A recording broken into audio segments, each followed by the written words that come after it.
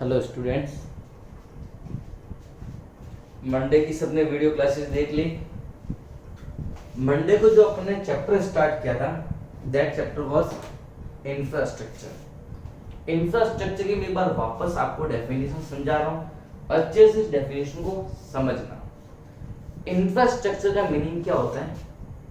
Infrastructure not only includes the building, road, development of only the education, development of only the agriculture, ये सिर्फ infrastructure में नहीं आता है। इंफ्रास्ट्रक्चर हर वो एक्टिविटी में हर एक्टिविटी इंफ्रास्ट्रक्चर में इंक्लूड होती है जो एक्टिविटी सपोर्टिव एक्टिविटी है मेन गुड्स एंड सर्विस के प्रोडक्शन में। इन गुड्स एंड सर्विस का प्रोडक्शन चाहे इंडस्ट्री कर रही हो, चाहे एग्रीकल्चर गुड्स एंड सर्विस का प्रोडक्शन कर रहा है, या सर्विस सेक्टर खुद गुड्स एंड सर्विस का प्रोडक्शन कर रहा है, कहीं से भी goods and service economic activity हो रही है, उस इकोनॉमिक एक्टिविटी के प्रोसेस को मेंटेन रखने के लिए या उसको डेवलप करने के लिए जो भी सपोर्टिव एक्टिविटी है, they all are the part of the infrastructure. Example, first most important infra of the country is education. Education sector सबसे ज्यादा एक इंपॉर्टेंट पार्ट है। When there is good education, तो क्वालिटी ऑफ एजुकेशन होगी, तो जब skill development होगा वो क्या होगा, स्टूडेंट्स का अच्छा होगा, उनकी क्वालिटी अच्छी होगी, और जो वो लर्न कर रहे हैं उसको प्रैक्टिकल बेस पे उसको यूज कर सकते हैं।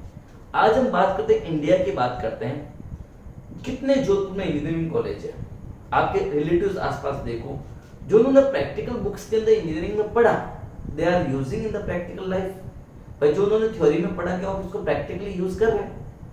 आप भी इंफ्रास्ट्रक्चर चैप्टर पढ़ रहे हो, आप मेरी क्लासेस को देख रहे हो, आपका जो टॉपिक है इंफ्रास्ट्रक्चर, आप उस इंफ्रास्ट्रक्चर को समझने के बाद उसको इंफ्रा को किस तरीके से माइंड में क्रिएट करते हो, क्या एनालिसिस करते हो, क्या सोचते हो, that is the practical learning. कोई नहीं सोचता, सुना वीडियो, नोट्स बनाए, अच्छा टेस्ट दे दिया, मार्क्स आ गए, बात खत्म। तो जो हमारी लर्निंग अभी एजुकेशन चल रही है इम्प्रॉपर है, इम्प्रॉपर है नहीं। एजुकेशन टॉपिक्स बहुत अच्छे हैं आपके कोर्स के अंदर, सब्जेक्ट्स आपके बहुत अच्छे इन्वॉल्व हो कॉमर्स के अंदर, लेकिन हम उसको प्रैक्टिकल बेस में यूज के बारे में एनालिसिस करते ही नहीं है। तो ये हमारा कहने के इंफ्रास्ट्रक्चर में लैकिंग है।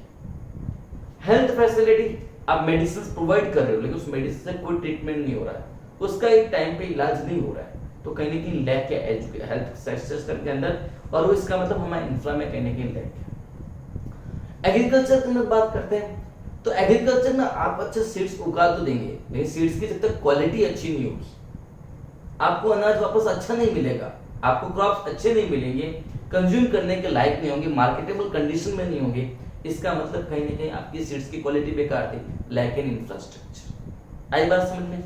वाटर फैसिलिटी बेटर नहीं होगी इरिगेशन के लिए, जब तक क्या होगा, यदि फ्लोराइड की मात्रा बहुत ज्यादा बढ़ती जा रही है वाटर में, तो गवर्नमेंट को कंट्रोल करने के इक्विपमेंट्स डेवलप करने पड़ेंगे, पार्ट ऑफ द इंफ्रास्ट्रक्चर। ये सारी बातें इंफ्रास्ट्रक्चर में इन्वॉल्व होती है जो हमारे मेन इकोनॉमिक एक्टिविटी को बूस्ट करती है। बेटा आया समझ में? लास्ट क्लास में मैंने आपको सारे टॉपिक्स बताए थे कि अपन क्या क्या डिस्कस करेंगे इंफ्रास्ट्रक्चर के अंदर, और लास्ट एंड होते होते क्लास में मैंने आपको बताया था there are two types of infrastructure. Infrastructure कितने टाइप के? दो तरह के infrastructure. Number one infrastructure is the economic infrastructure, यानी ऐसी एक्टिविटी जो हम डेवलप कर रहे हैं, या ऐसा इंफ्रास्ट्रक्चर जिसको हम इस लेवल पे बिल्ड कर रहे हैं कि हमारा मेनली उसमें इंटेंशन है कि हमें वापस एक इनकम जनरेट करके कैसे देगा, हमें प्रॉफिट जनरेट करके कैसे देगा, या directly that boost the economic activity, वो economic activity economic development directly करेगा। जैसे एग्जांपल सुनना, एक एग्जांपल सुनना, गवर्नमेंट यदि एक अच्छी प्राइवेट कंपनी को रोड देती है कि आपको टेंडर देते हैं वो रोड बनानी है आपको, इसका मतलब गवर्नमेंट को पता है ये रोड बनाने से यहाँ टोल टैक्स लगेगा, और टोल टैक्स लगने से गवर्नमेंट के पास एक प्रॉपर मात्रा में टैक्स कलेक्शन आएगा, और टैक्स कलेक्शन आने से उसको डिफरेंट एक्टिविटीज हम उसको यूज कर सकते हैं, यानी गवर्नमेंट कहीं ना कहीं रेवेन्यू जनरेट करने की हिसाब से उस एक्टिविटी को स्टार्ट कर रही है। प्रॉपर एग्रीकल्चर मार्केटिंग डेवलप करना या मंडी डेवलप करना, जहां पे फार्मर्स अपना प्रोडक्ट आके प्रॉपर ढंग से सेल कर पाए,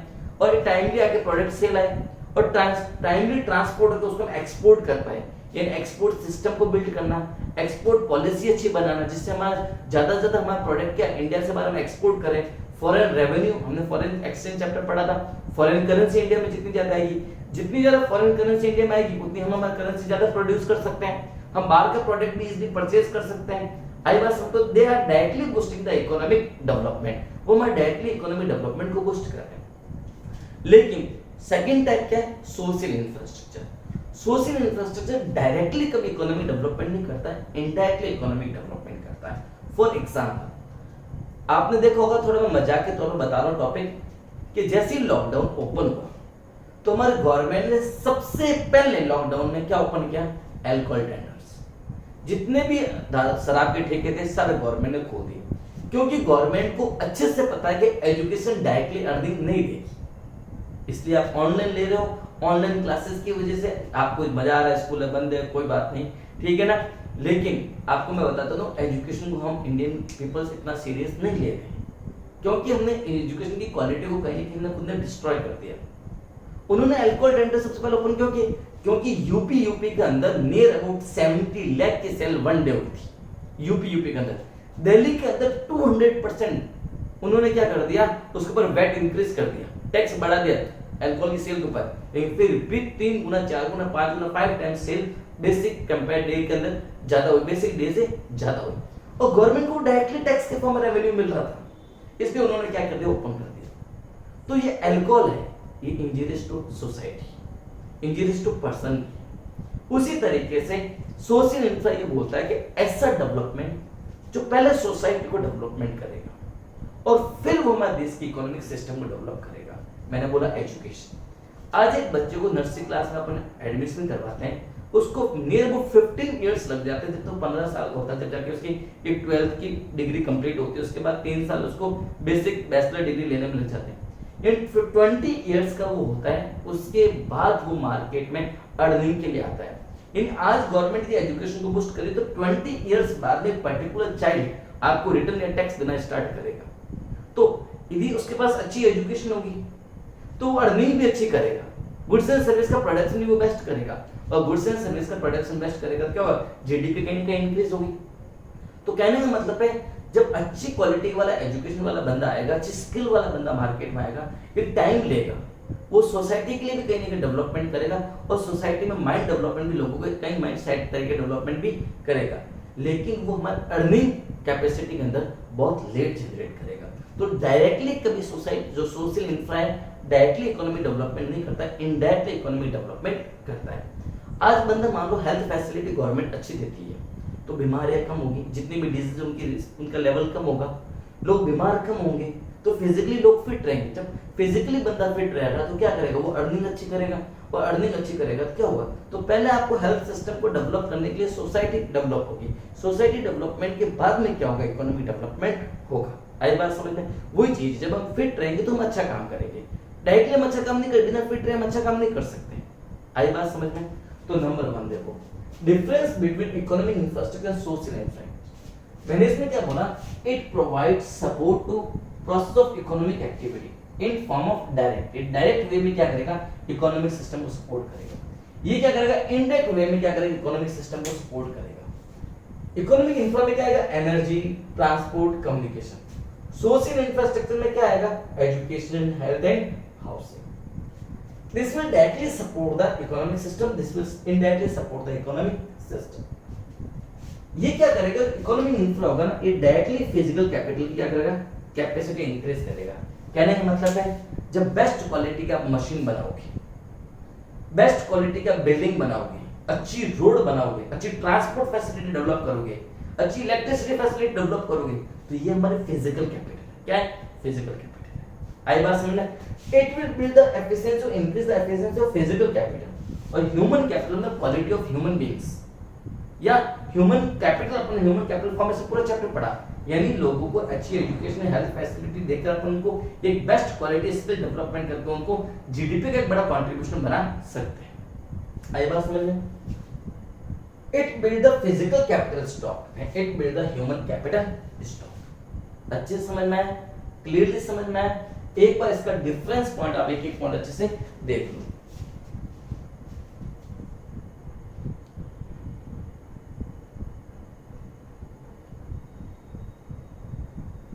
चलो नेक्स्ट पॉइंट अपन डिस्कस करते हैं, बहुत इंपॉर्टेंट है, इंपॉर्टेंस ऑफ इंफ्रास्ट्रक्चर। इंफ्रास्ट्रक्चर का इंपॉर्टेंस क्या है, इंफ्रास्ट्रक्चर क्यों जरूरी कोई कंट्री के लिए, इकोनॉमिक सिस्टम को डेवलप करने के लिए इंफ्रा की रिक्वायरमेंट क्यों है, या हम कह सकते हैं इसके रिलेवेंस पॉइंट क्या है जिसकी वजह से इंफ्रा पे हमें ध्यान देना चाहिए।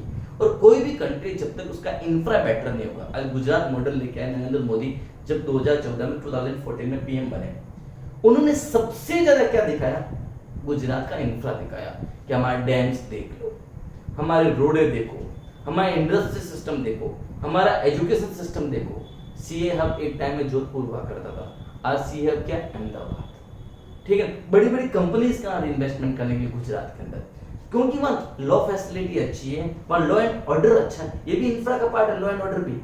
आई बात समझ में? तो कहने का मतलब जब आपका इंफ्रा, बैंकिंग फैसिलिटी अच्छी होगी, कम्युनिकेशन फैसिलिटी अच्छी होगी, हेल्थ फैसिलिटी अच्छी होगी, आपके लोगों में स्किल डेवलपमेंट अच्छा है, उनके अंदर क्वालिटी पोजेस कर रही है, तो क्या होगा, हम बूस्ट करेंगे।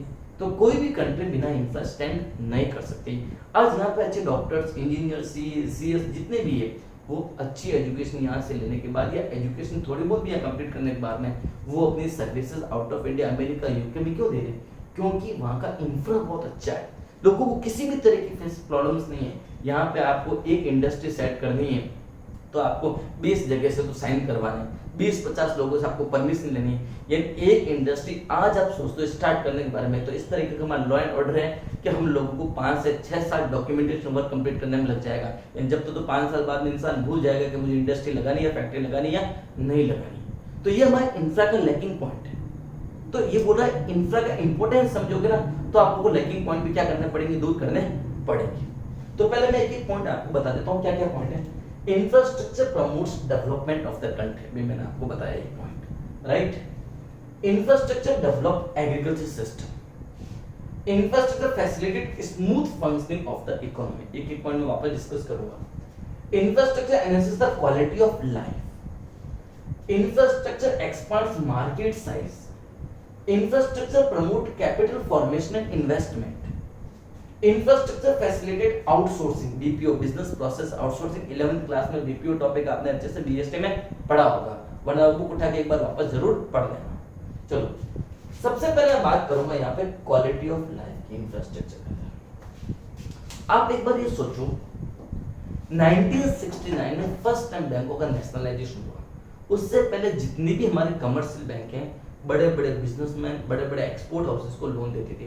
नॉर्मल फार्मर्स को या नॉर्मल एक्सपोर्ट करने वाला, स्मॉल लेवल पे एक्सपोर्ट करने वाला बंदा, स्मॉल स्केल इंडस्ट्री वाला बंदा है, उनको बिल्कुल भी भाव नहीं देती थी, बैंक के अंदर एंटर भी नहीं होने देती थी। 1969 में फर्स्ट टाइम इंदिरा गांधी ने बैंकों का नेशनलाइजेशन किया।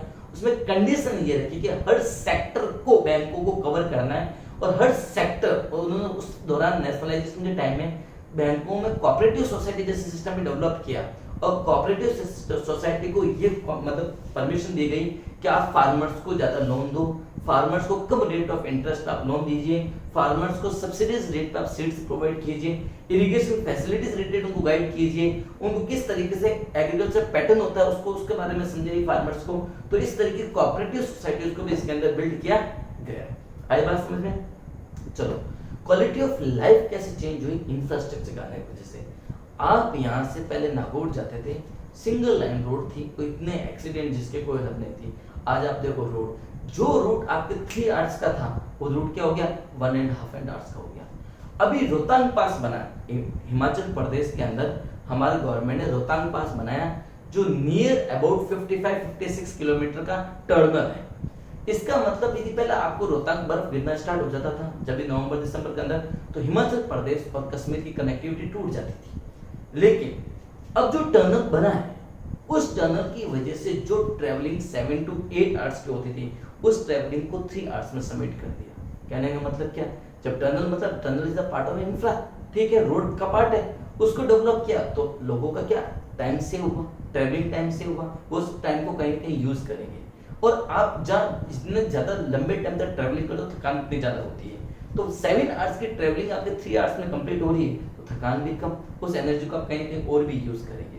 प्लस यदि मान लो रोहतांग पास बंद हो जाता तो आपको वापस पंजाब आकर जम्मू कश्मीर जाना पड़ता था। तो देखो कितनी प्रॉब्लम हो जाती, पैसा भी कितना ज्यादा खर्च हो जाता। रोहतांग पास बनने से क्या, आप यदि हिमाचल गए वहां से डायरेक्ट आप क्या कर सकते हो, लेह लद्दाख की कनेक्टिविटी पकड़ सकते हो। तो कहने का मतलब है ट्रांसपोर्ट फैसिलिटी, ट्रांसपोर्ट वालों को भी कितनी फैसिलिटी मिलेगी, कितना डीजल सेव होगा वहां पर। आई बात समझ में। उसके बाद में सेकेंड पॉइंट बात करते हैं, जब हमारे स्कूल्स कॉलेजेस की बिल्डिंग ही अच्छी होगी, उसके अंदर प्रोजेक्टर अच्छे लगे होंगे, कंप्यूटर अच्छे लगे होंगे, तो लर्निंग प्रोसेस कितना अच्छा होगा। आज आप देख लो जोधपुर आईआईटी बने, कभी विजिट करना, आपको टाइम मिले तो स्कूल विजिट कराएं, पेरेंट्स के साथ आप जरूर विजिट करना। पूरा हाईटेक कॉलेज, कंप्लीट हाईटेक, तो लोगों को कितनी बेस्ट क्वालिटी की एजुकेशन मिलेगी। तीसरा पॉइंट सुनना, क्वालिटी ऑफ लाइफ कैसे। पहले आपको यदि पैसे जमा करवाने, आपको मनी डिपॉजिट करवाने बैंकों में, आपको लाइन में लगना पड़ता था, राइट। आपको पैसे विड्रॉ करने, आपको लाइन में लगना पड़ता था, बार बार पासबुक में साइन करवाने के लिए जाओ। आज क्या, ना चेक ड्रॉ करना, ना लाइन में लगना, ना लाइन कुछ नहीं करना, ना एटीएम जाना आपको।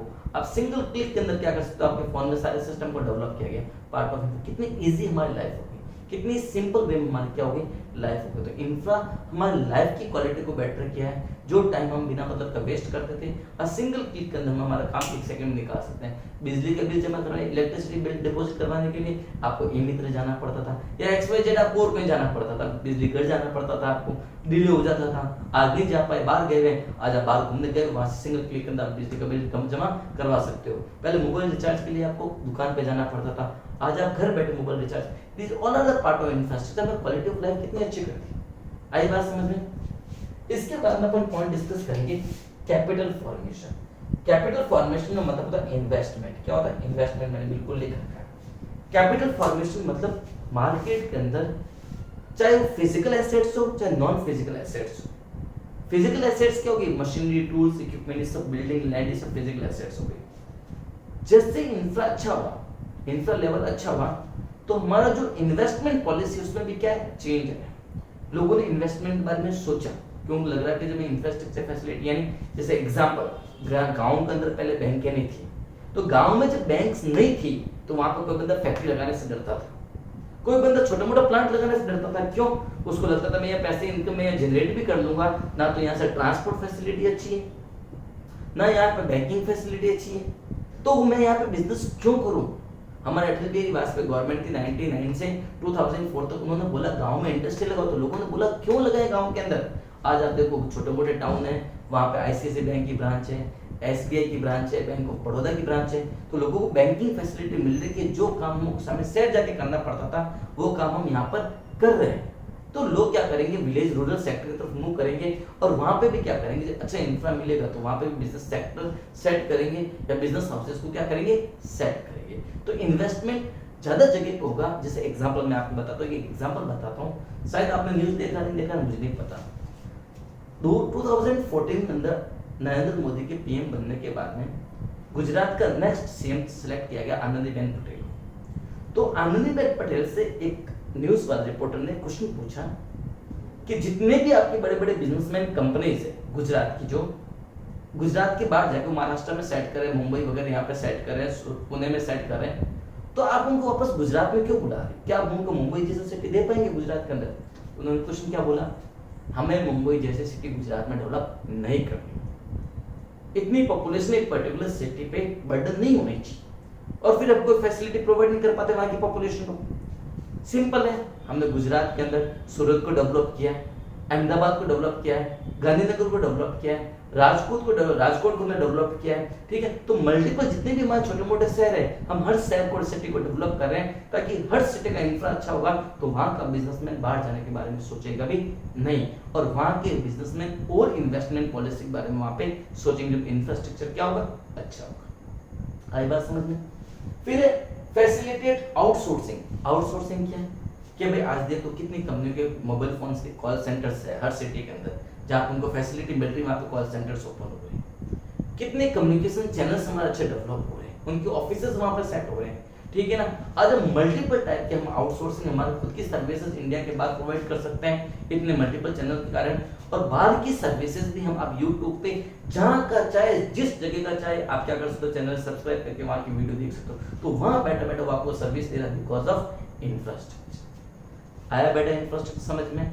सारे पॉइंट्स को आपको सिर्फ कॉपी में लिखना नहीं, इनको एक्सप्लेन भी करना, जिस तरीके से मैंने आपको एक्सप्लेन किया सिंपल लैंग्वेज के अंदर। आई बात समझ में? सारे पॉइंट्स को एक बार अच्छे से देख लो वापस आप।